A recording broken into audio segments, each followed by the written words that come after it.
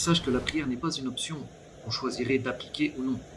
C'est-à-dire qu'un musulman ne peut pas se dire « un jour je me mettrai à prier, Inch'Allah ».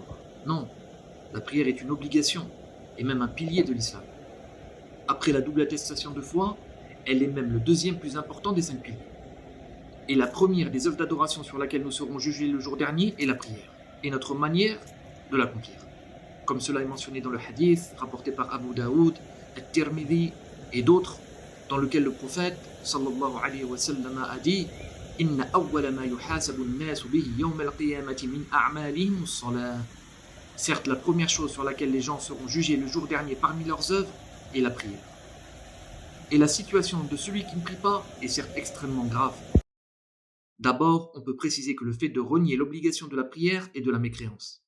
En effet, son obligation est claire, sans aucune équivoque dans les textes du Coran et de la Sunna, et elle est reconnue à l'unanimité de la communauté.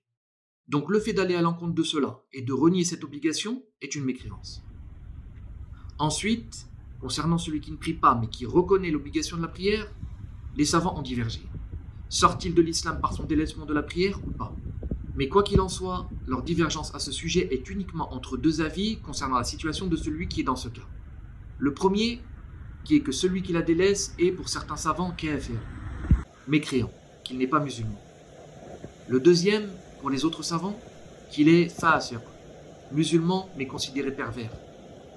Et certes, aucun savant, digne de ce nom, ne dit que quelqu'un peut être un bon musulman s'il ne prie pas. Ça n'existe pas. Soit mécréant, soit pervers. Soit voué à l'enfer éternel pour le mécréant, soit sous la menace d'y être envoyé et d'y subir les châtiments pour le pervers.